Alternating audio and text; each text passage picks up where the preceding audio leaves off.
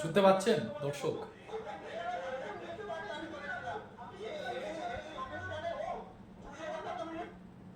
হিসাব কিন্তু শুরু হয়ে গেছে। কিসের হিসাব? এতদিন ধরে একজন নেতা, তার মুখের ভাষা কিরকম, মুখের ভাষায় তার কথা কিরকম, মুখের ভাষা তার, আমি কয়েকটা ভাষা তার শোনাবো আপনাদেরকে। আমি তো ভিডিও আপনাদেরকে দেখাতে পারবো না, কপিরাইট ইস্যু হয়ে যাবে।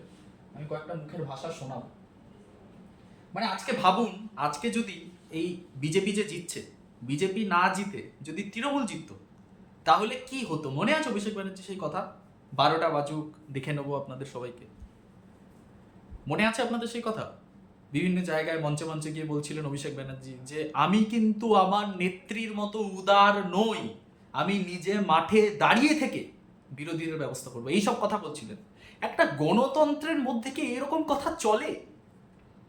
অভিষেক ব্যানার্জি কি আসলেই একটা পলিটিক্যাল লিডার হওয়ার যোগ্য? তার কি মিনিমাম সভ্যতা, ভদ্রতা, জ্ঞানটুকু আছে?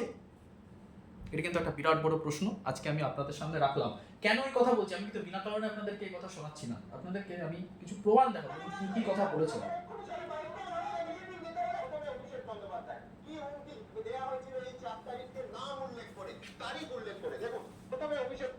নির্বাচনে যখন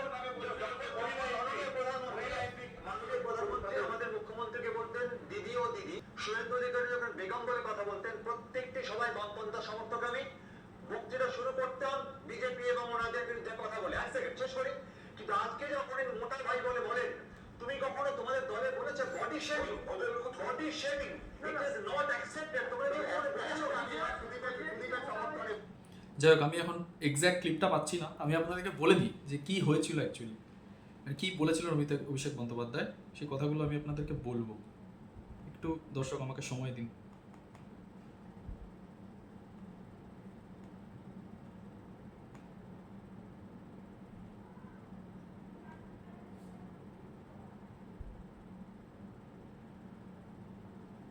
আচ্ছা, আরামবাগের সভা থেকে অভিষেক বন্দ্যোপাধ্যায় বলেছিলেন যে 4 তারিখে 12টার পরে দেখে নেব, আগের বার তোমরা পার পেয়ে গেছিলে, এবার তোমরা পার পাবে না, আমি নিজে দাঁড়িয়ে থেকে তোমাদের ব্যবস্থা করব।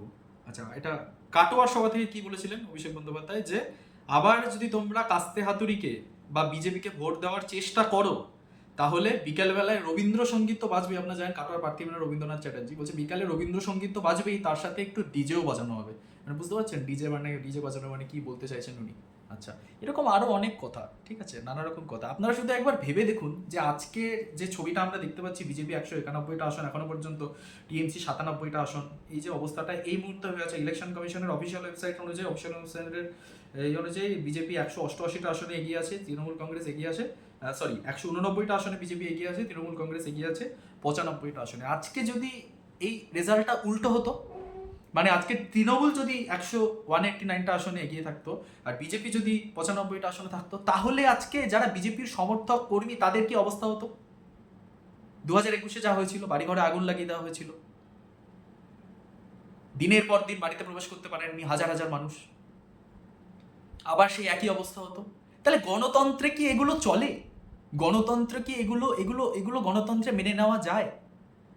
আর তৃণমূল কংগ্রেসের যেসব কর্মী সমর্থকেরা এতদিন ধরে এই অত্যাচার, অনাচার, অবিচারকে সাপোর্ট করেছেন, কেন? কারণ তারা তৃণমূল কংগ্রেসের নাম ভাঙিয়ে টাকা কামাচ্ছেন, সিম্পল কথা। তৃণমূল কংগ্রেসের নাম করে তারা বিভিন্ন গুরুত্বপূর্ণ যে সাংসদীয় পদগুলো সেগুলোতে বসে আছেন, পৌরসভা, পঞ্চায়েত, বিভিন্ন জায়গাতে বসে আছেন এবং রীতিমতো গুন্ডামি করে জায়গাগুলোকে চালাচ্ছেন ভয় দেখি।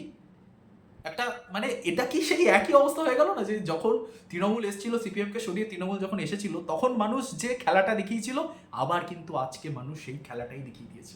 তৃণমূল কংগ্রেসের বিরুদ্ধে মানুষের যা ক্ষোভ, সেগুলো কিন্তু এখন আস্তে আস্তে বেরিয়ে আসবে। এখানে আমি ঈশ্বরের কাছে প্রার্থনা করি যে এদেরকে যেন কেউ না পেটায়, ঠিক আছে? আমি ঈশ্বরের কাছে প্রার্থনা করি সবকিছু শান্তিপূর্ণ থাকুক, কিন্তু ব্যাপার আমার যা মনে হচ্ছে যে পরিমাণ অত্যাচার তৃণমূল কংগ্রেসের কর্মী সমর্থকেরা সাধারণ মানুষের উপরে করেছে, যে পরিমাণ তারা মানে সাধারণ মানুষের অধিকার যেভাবে তারা ছিনিয়ে নিয়েছে, আমার মনে হয় না এরা খুব একটা শান্তিতে এখন ওয়েস্ট বেঙ্গলে থাকতে পারবে। আমার তো মনে হচ্ছে তৃণমূল কংগ্রেস দলটাই নিশ্চিহ্ন হয়ে যাবে। দেখা যাক কি হয়, সেটা সময় বলবে। আচ্ছা, খেয়ে হারিয়ে ফেলছি আমি, ঠিক আছে, এরকম ঘটনা ঘটছে এখন।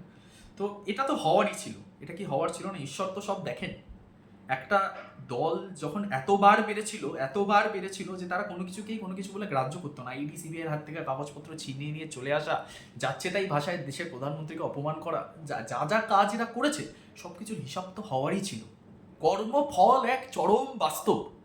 কর্মফল সবাইকেই পেতে হয়, কর্মফল সবাই পাবে একদিন না একদিন। আজকে হয়তো তৃণমূল সেই কর্মফল পেতে চলেছে। প্রত্যেক দিনের খবর নিয়মিত জানতে সাবস্ক্রাইব করুন আমাদের চ্যানেলটিকে। নমস্কার, আমি প্রদীপ্ত। খবর ও কথা চ্যানেল থেকে আপনাদের সবাইকে জানাই আজকে ইলেকশনের রেজাল্টের অনেক অনেক অভিনন্দন।